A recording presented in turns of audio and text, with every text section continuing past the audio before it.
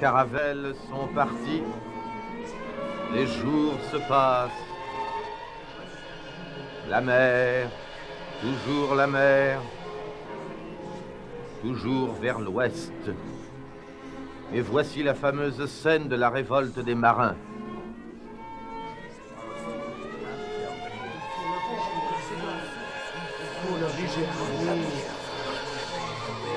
Que voulez-vous, messieurs? La farine est presque épuisée. Vous mangerez du bœuf salé. Le bœuf salé est pourri. Eh bien, pour vous consoler, buvez un bon coup de vin à la santé du roi d'Espagne. Il n'y a plus de vin. En ce cas, buvez de l'eau. Il y a plus d'eau. Bravo. Comme il n'y a plus d'eau, tant mieux qu'il n'y ait pas non plus de bœuf salé.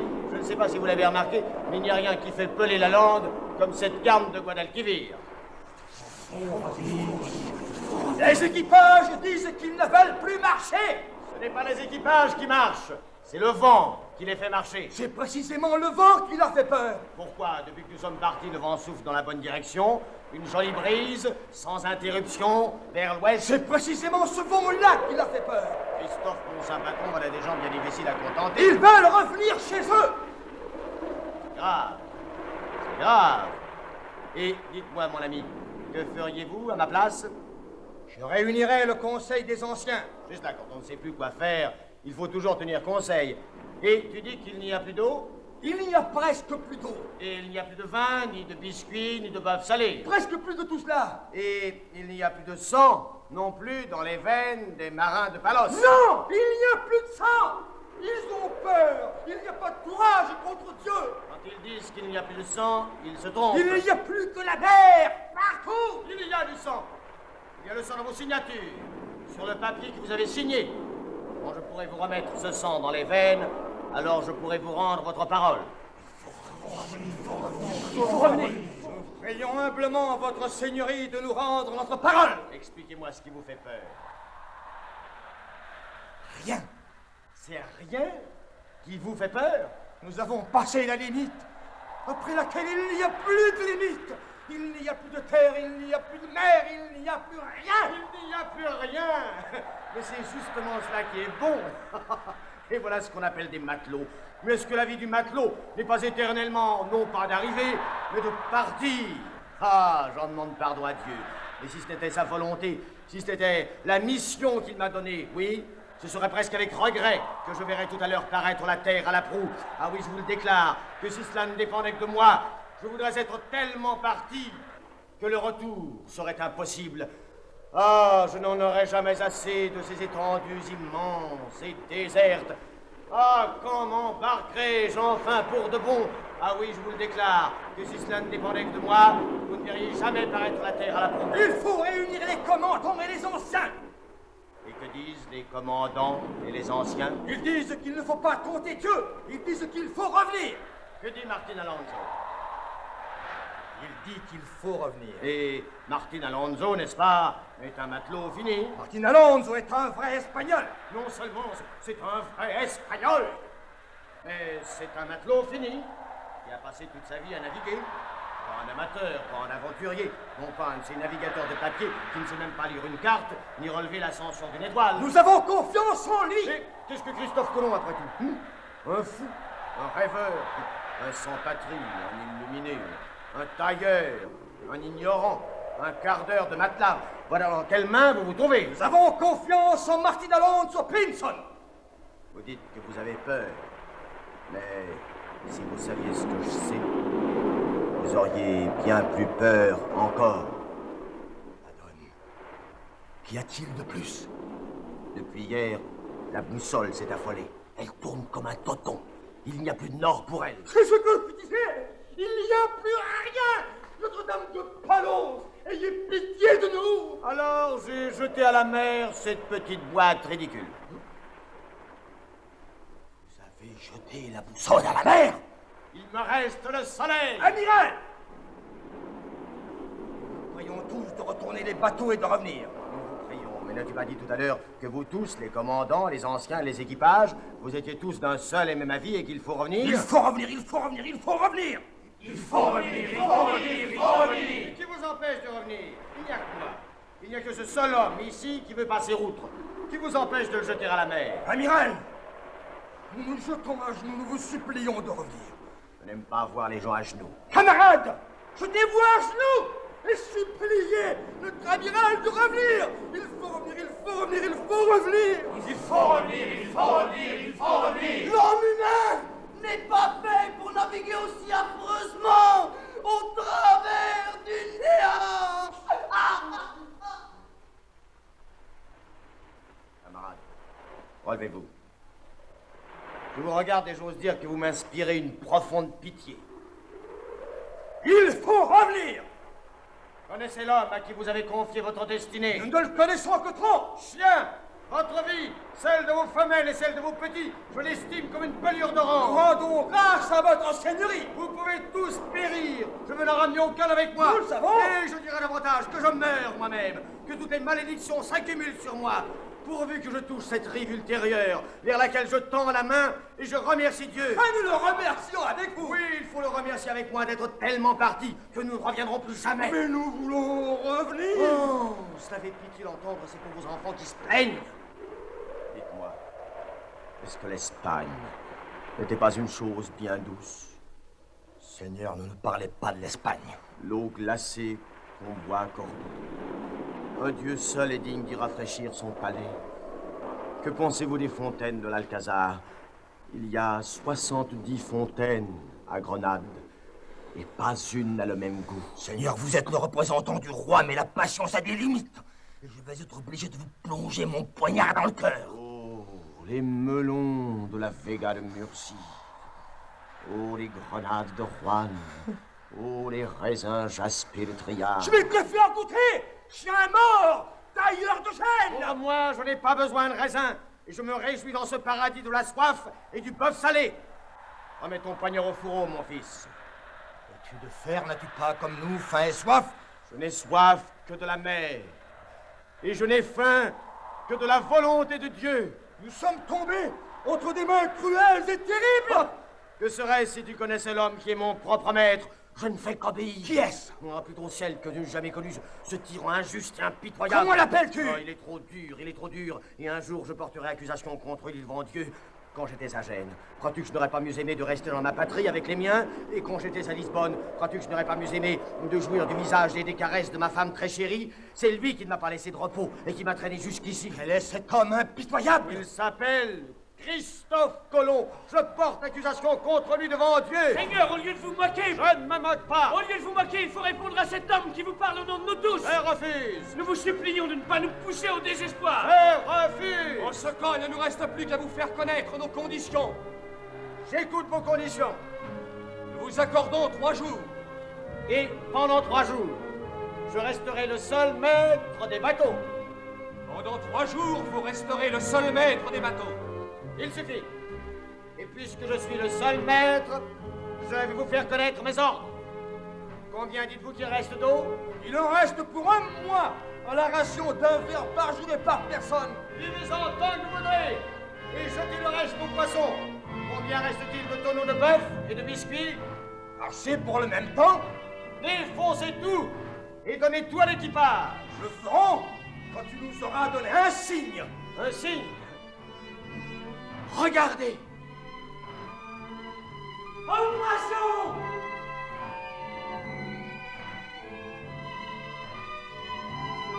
Une colombe. Et la terre était couverte d'eau. Et la colombe revint vers Noé, portant un rameau vert dans son bec.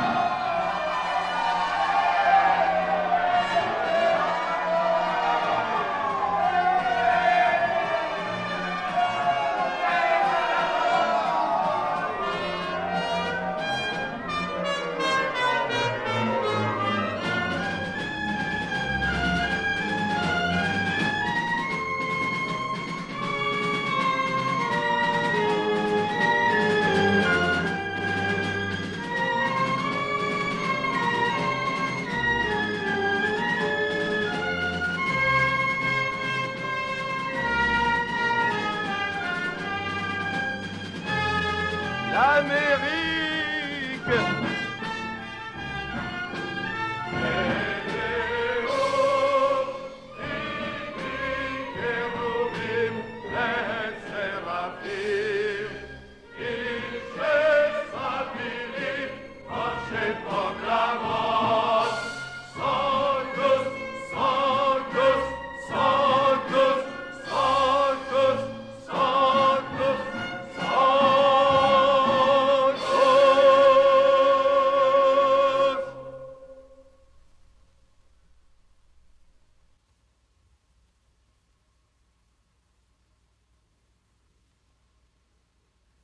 Le bruit de la découverte de l'Amérique se répand sur la terre entière. Christophe Colomb est rentré en Espagne en triomphe, puis les déceptions sont venues, et chaque nouveau voyage de Christophe les a aggravées. Les nouvelles terres n'ont pas rapporté d'or, à peine une poignée de perles.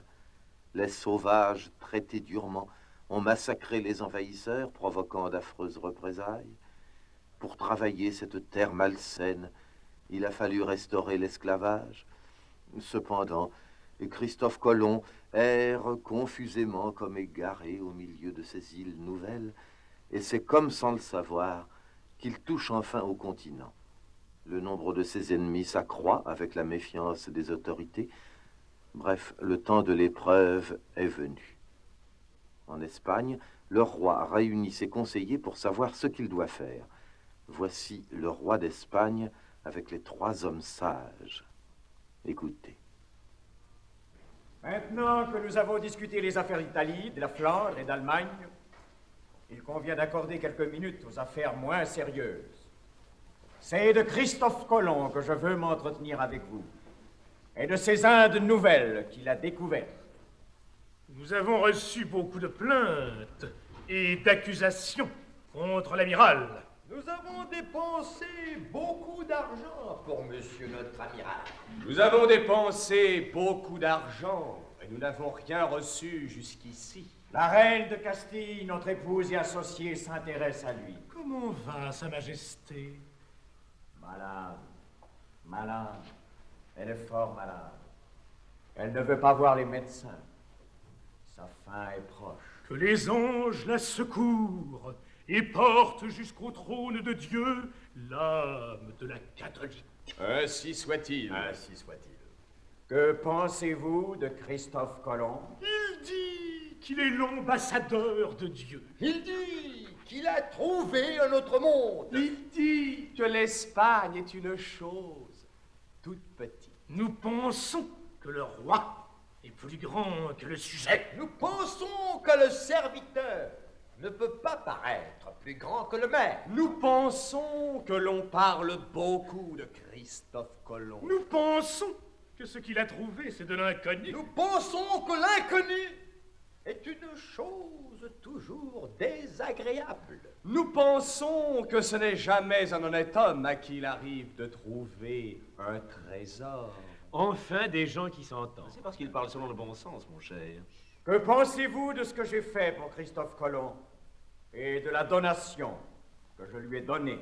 C'est autre chose d'être généreux de choses incertaines ou de choses certaines. Vous lui avez donné cette terre neuve. Vous ne lui avez pas donné l'Espagne, afin que par le moyen de l'Espagne, il fasse une nouvelle Espagne. Quand le faucon a fait son œuvre, arrive le fauconnier. Quand le cormoran a attrapé le poisson, le pêcheur prend le poisson. Que dois-je faire de Christophe Colomb? Il faut honorer Christophe Colomb. Il faut surveiller Christophe Colomb. Il faut enterrer Christophe Colomb. Christophe Colomb est donc renvoyé en Espagne, prisonnier et enchaîné. Et c'est à cette page que je rouvre le livre. Attention. Oh, il me semble qu'il est en train de se préparer quelque chose dont on ne m'avait pas prévenu. Oui, c'est une tempête bien conditionnée qui se prépare. Enfin, l'image devant vous représente le fond d'un bateau. Christophe Colomb est attaché à la racine même du bateau, je veux dire dans la cale, au pied du grand mât. Vous voyez autour de lui la membrure, la charpente du bateau, pareil aux côtes de la baleine qui engloutit Jonas. Tout autour, c'est la nuit et la tempête sur l'abîme atlantique. Le commandant du navire vient rendre visite à Christophe Colomb. Avec lui, derrière lui, il y a le cuisinier, un drôle de cuisinier. Vous savez, on n'avait trouvé personne pour river les fers de Christophe Colomb. Et c'est un cuisinier qui s'en est déchargé. Eh bien, voilà le cuisinier. Vous me diriez qu'il est cornu, qu'il a des pieds fourchus. Je n'en serais pas étonné davantage. La scène est éclairée diaboliquement par le feu d'une lanterne. Je viens prendre des nouvelles de votre seigneurie. Commandant de ce bateau en agonie, pourquoi n'êtes-vous pas à votre poste? Un autre peut commander là-haut dans le vent et dans la mort. Mais ma place est à la racine du bateau, auprès de Christophe Colomb. Tiens bon, Christophe Colomb! Sauve-nous, Christophe Colomb! Tiens le mât, Christophe Colomb! C'est moi qui maintiens le bateau. Tant que tu tiendras le mât, toutes les fureurs du chaos ne pourront rien contre nous. Et notre bateau trouvera à travers cet univers défoncé un chemin sûr. N'ai-je pas bien fait de l'enchaîner? Ainsi, c'est moi, pauvre vieillard. Moi le destitué, l'enchaîné, le coupable. C'est moi seul qui maintiens le mât. Si tu lâches le mât, nous périssons. Et me donneras-tu pour que je tienne le mât? Veux-tu que nous ôtions tes chaînes? Ah, je n'ai pas besoin de chaînes. Je suis lié à cet arbre par une passion plus forte. Quelle est cette passion? Elle s'appelle la justice. Elle s'appelle la justice. J'en appelle à la justice de Dieu. Le vent nous heurte, mais il ne tiendrait qu'à moi de vous déraciner. C'est cela. Déracine-les, pousse la colonne, arrache le mât, traite-les comme Samson aveugle quand il fit crouler la maison sur le dos des Philistins. Traite-les comme ils le méritent. Songe à ce qu'ils t'ont fait. Tu leur as donné un nouveau monde et ils t'ont chargé de chaînes. Lâche-les, Christophe Colomb! Écoute, dans une tempête comme celle-ci, il y a 3 moments effroyables. Le premier vient. Il arrive! Il arrive! Et je sens mes cheveux qui se dressent sur ma tête. L'enfer charge! J'entends la charge contre nous de Béhémoth et de Léviathan. Tiens bon, Christophe Colomb! Sauve-nous, Christophe Colomb! Trouve la parole qu'il faut contre le chaos déchaîné. Dégaine cette épée de la parole qui coupe la trombe en deux.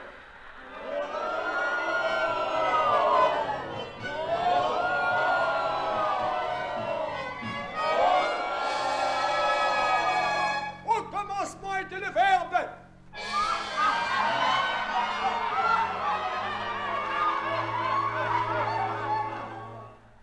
Au commencement était le Verbe.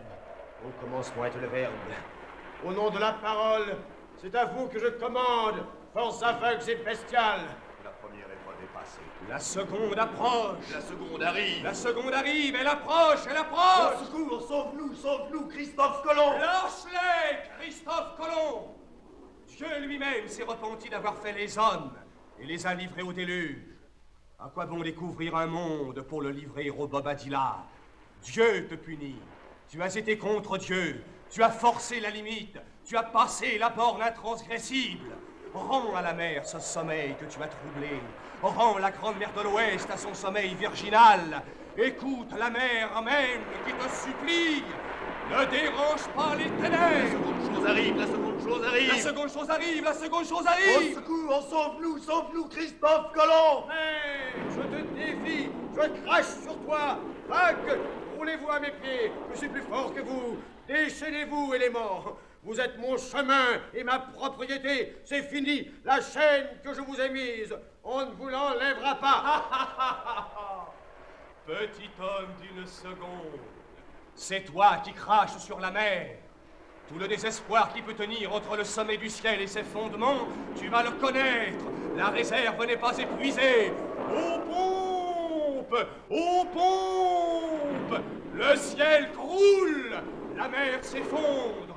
Toutes les choses à jamais perdues qui cherchent à jamais leur chemin, elles arrivent. Quand l'univers entier ferait semblant de s'écrouler, je passe à travers. C'est toi qui vas refaire le ciel et la terre. Mon affaire n'est pas de refaire le monde, mais de le découvrir. Le monde est mauvais. Il est mauvais, tant pis pour lui, car je vais lui enlever ses voiles. La seconde chose arrive. La seconde chose arrive.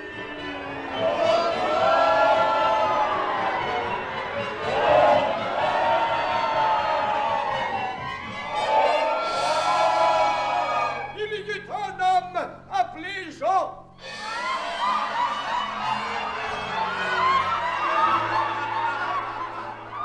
Il y eut un homme appelé Jean. Il y eut un homme appelé Jean. Il y eut un homme appelé Christophe Colomb. La troisième chose arrive.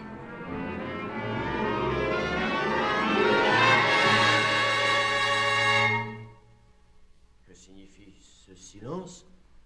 Ne sais-tu pas que dans les tempêtes, il arrive que le centre passe, le vent tombe, le silence se fait, les étoiles brillent au zénith. C'est ce qu'on appelle l'œil du cyclone. L'œil des ténèbres est sur nous. Où sommes-nous? Nous sommes à l'intérieur de ta conscience. Je ne distingue rien. Fais attention.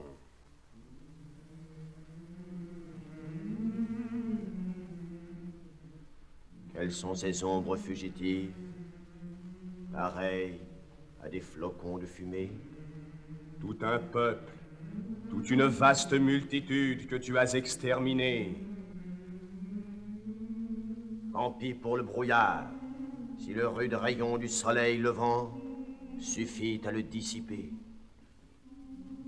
Quels sont ces Éthiopiens chargés de chaînes?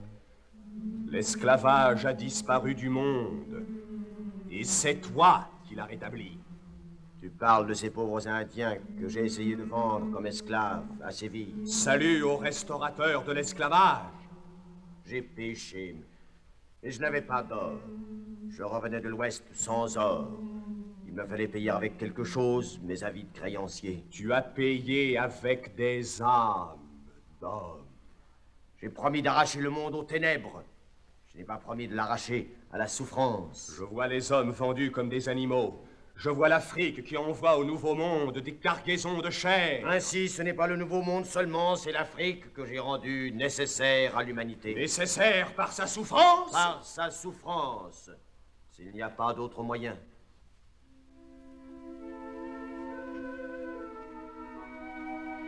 Christophe Colomb, je suis ta femme, je t'aimais, pourquoi m'as-tu abandonné? Christophe Colomb, je suis ta mère, je t'aimais, pourquoi m'as-tu abandonné? Je suis Christophe Colomb. Pourquoi m'as-tu fait quitter Gênes?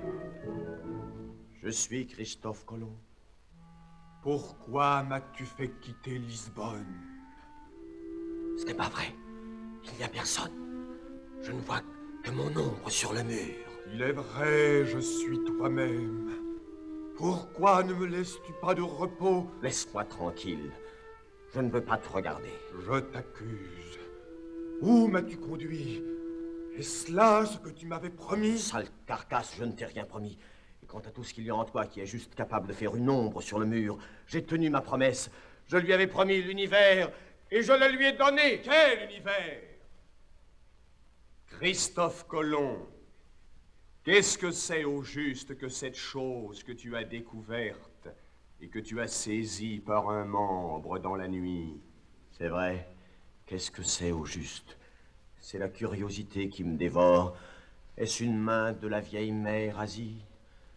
Est-ce autre chose?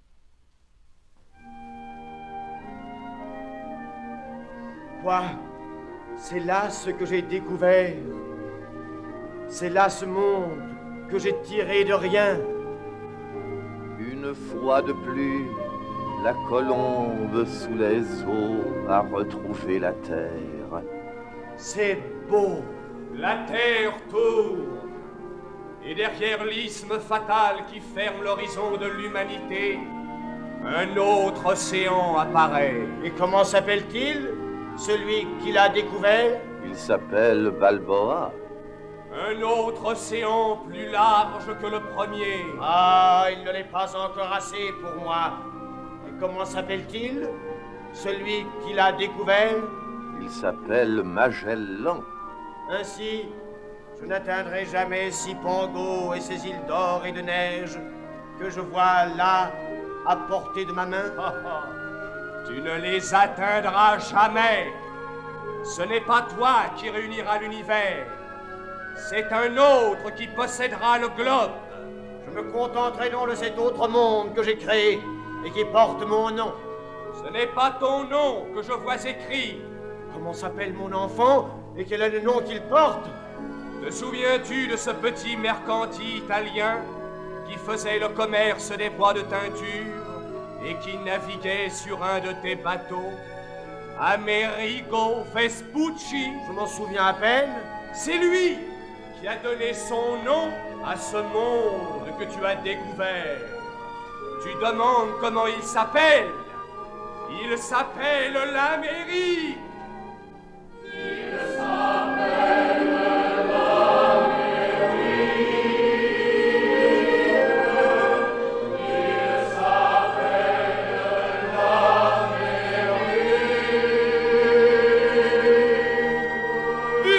la profondeur, je viens crier vers toi, Seigneur.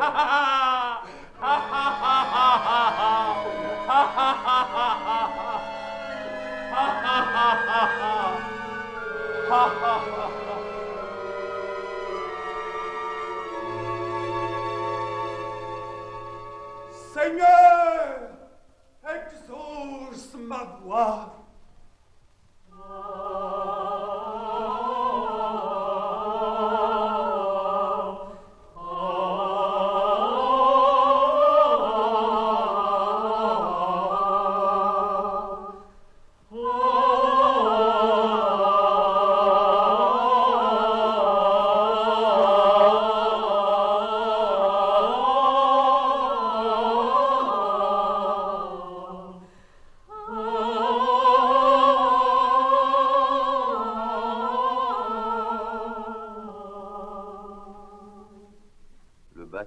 Arrivé, Christophe Colomb a été délivré de ses chaînes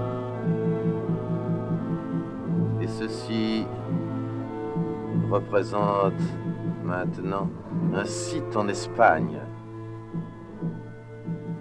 À droite, il y a une chapelle. À gauche, vous apercevez un calvaire avec 3 croix. Au fond, il y a des arbres.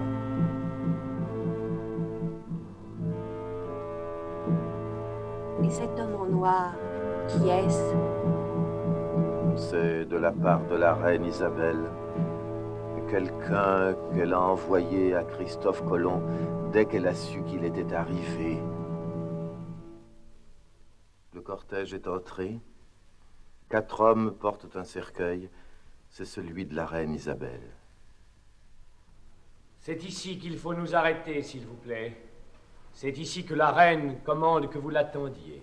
Pendant ces heures de ténèbres, la confiance de Sa Majesté a été ma seule étoile.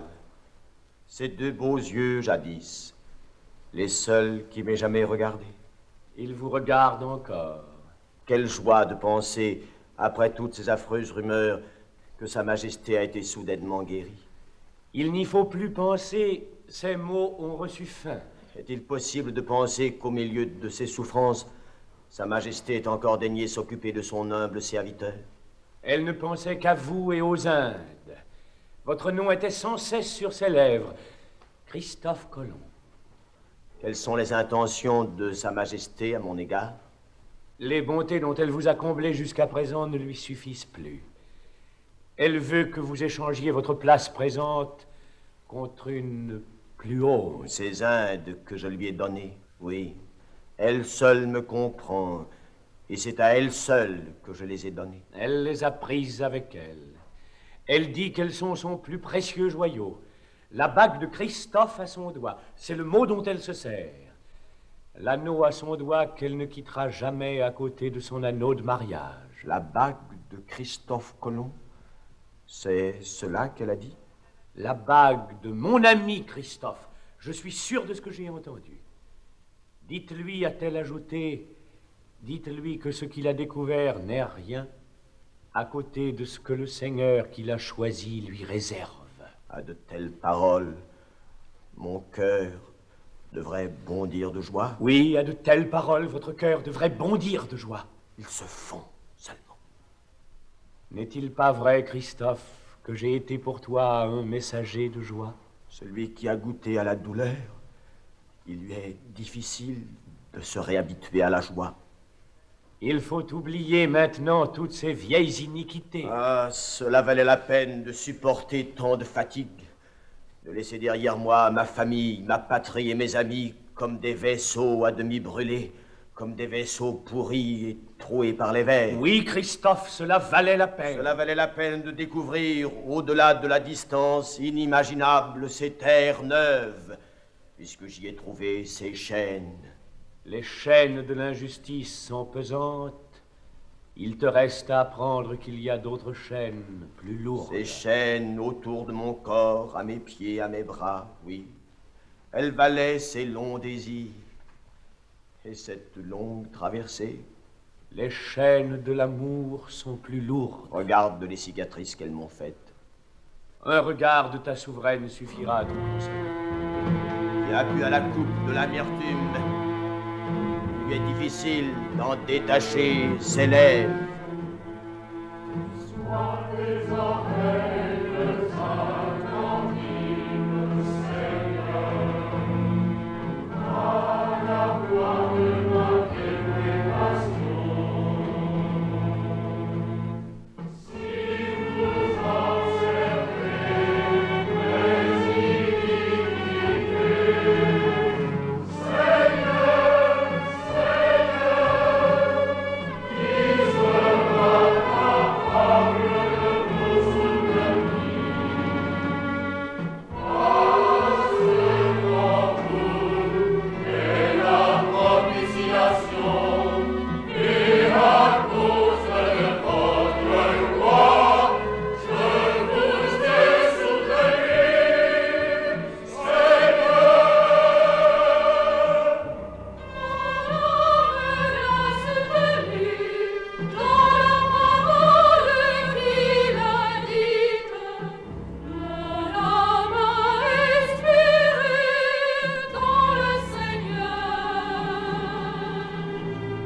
Depuis la prise de garde au matin jusqu'à la nuit, mon âme a espéré dans le Seigneur. Je dis qu'elle n'avait pas le droit de mourir avant que ma tâche soit faite et avant que la cause à laquelle nous appartenons tous deux ait cessé d'avoir besoin d'elle. Ces Indes que tu as découvertes au-delà des limites du monde n'ont plus besoin d'elle, ni de toi. Mais peut-être que Christophe Colomb a toujours besoin d'elle. Si j'ai besoin d'elle, pourquoi m'a-t-elle quitté? Es-tu le seul à savoir partir? Es-tu le seul à désirer? Étais-tu le seul à nourrir le désir d'un autre monde? Celui-ci est-il si beau? Ce chemin royal que tu as déroulé sous ses pieds, comment ne l'aurait-elle pas suivi? Ainsi, ce désir qui me dévore le cœur, elle l'a connu. Elle n'a connu qu'une chose. Quelle chose? Dieu, qui ne se laisse pas arrêter par les distances temporelles, avait remis ton salut entre ses mains et la clé de cette âme violente. Dieu, à elle seule, avait remis la clé de ce cœur dur. Elle savait qu'elle avait les clés de ton salut entre ses mains. Je le sais. Je l'ai toujours su. Ce jouet, la terre, cette petite boule, puisque tu l'aimais tellement, ne fallait-il pas te la donner? Ce globe que tu voulais enrouler et entourer tout autour des ailes de ton esprit. Oui, Dieu me l'a donné et je le tiens. Et je ne le lâcherai pas. Ah, je ne croirais jamais que cette terre ronde sur laquelle la croix a été plantée et ce globe que j'ai mis sous la croix soit une chose sans importance. Mais n'y a-t-il pas une chose plus importante? Que peut-il y avoir de plus important? Le nom de Christophe Colomb qu'elle avait sur les lèvres quand elle est morte.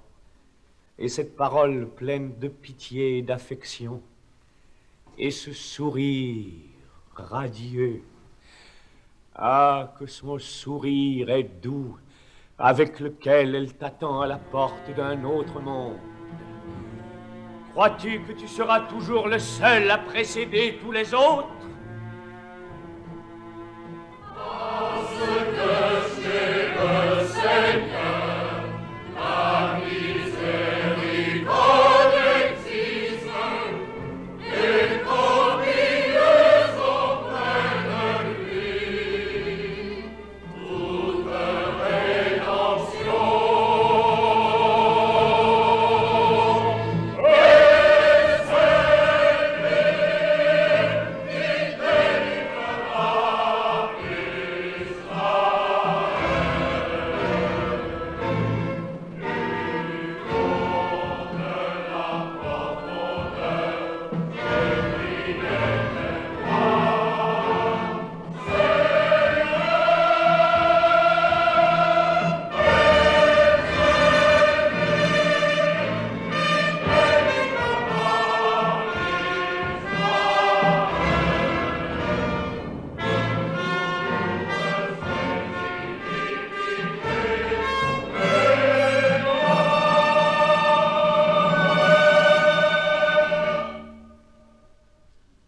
Le livre est presque fini. Même, Il ne reste plus qu'une page. même vous, Seigneur, Et nous voici de nouveau à l'auberge de Valladolid.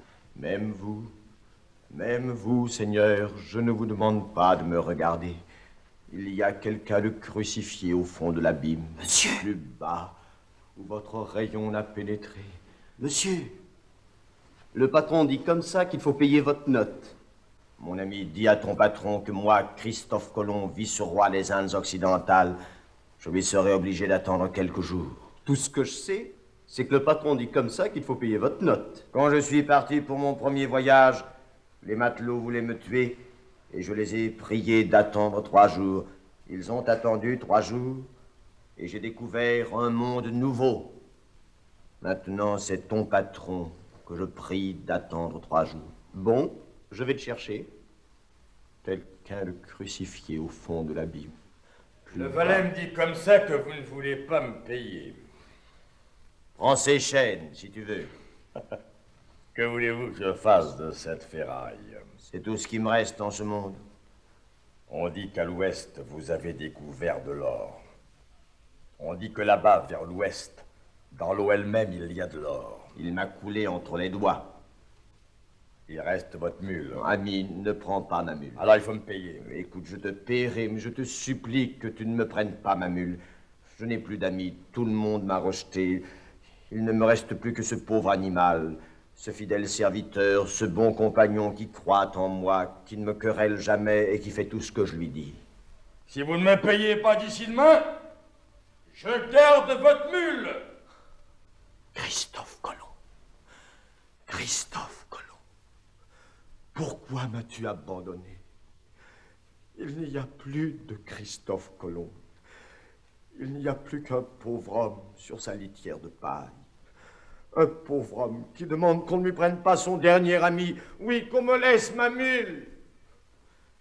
Une pauvre vieille mule comme moi. Qu'on me laisse ma mule. C'est quelques heures qui me restent à vivre. Je suis là. Je t'entends.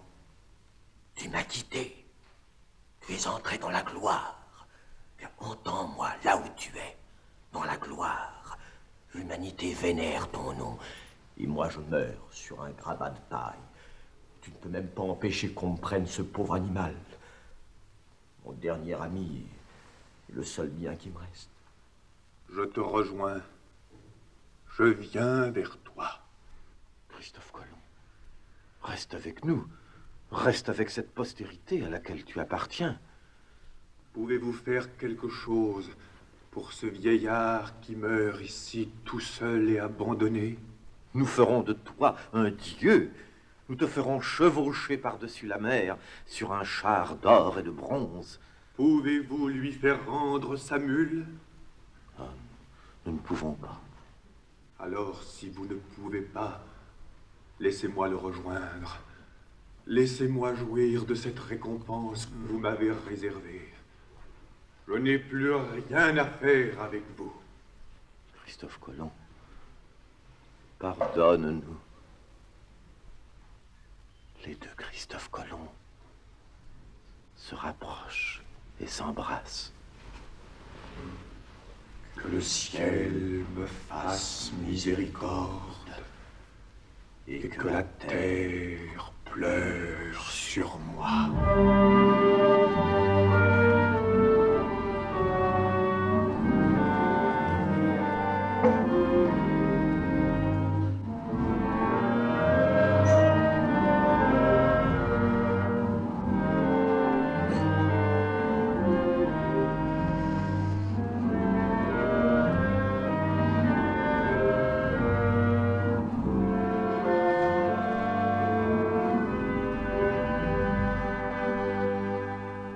C'est fini? Non, il y a encore une scène. Mais oui, c'est vrai.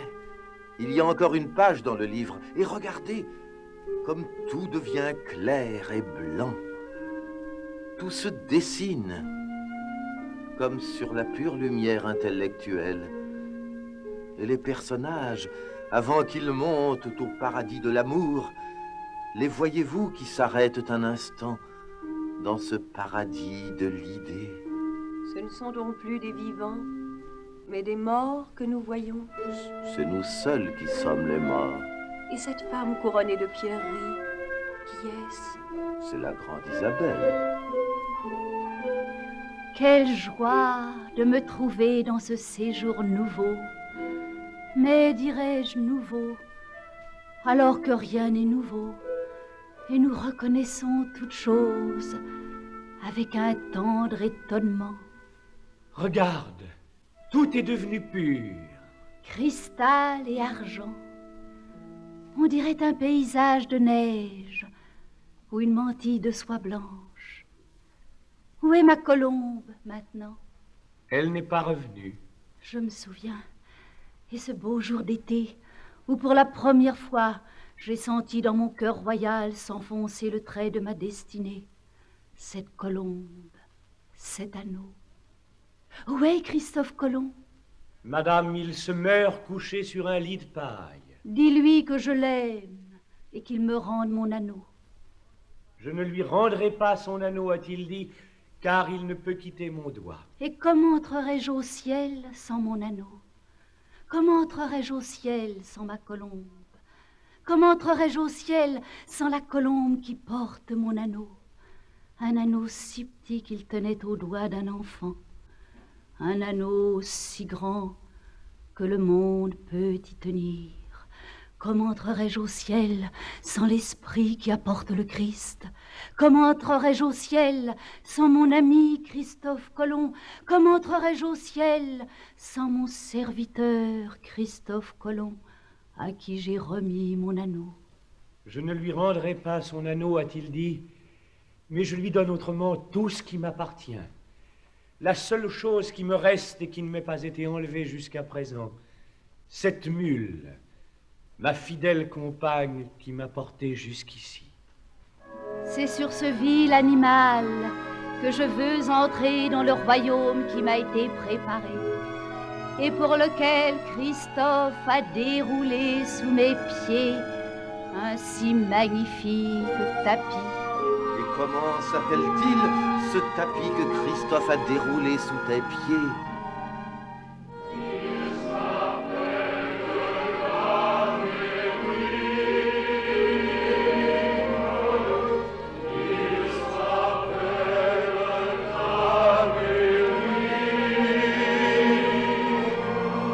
C'est le monde nouveau qui a été pour toi la porte du monde éternel. C'est la mer que Christophe a mise sous tes pieds qui a été pour toi la porte des étoiles. Vers ce monde nouveau, qui me servira de guide? C'est Saint Jacques qui te servira de guide. Je ne peux pas entrer dans les cieux sans mon ami Christophe Colomb. Mettons-nous tous à genoux.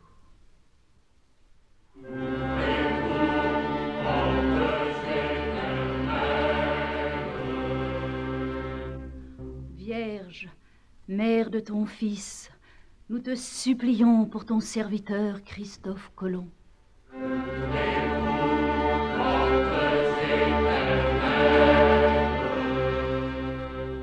Afin qu'ayant traversé le premier le grand abîme, il atteigne enfin ce que son désir cherchait. Ce que les deux ailes de son désir cherchaient.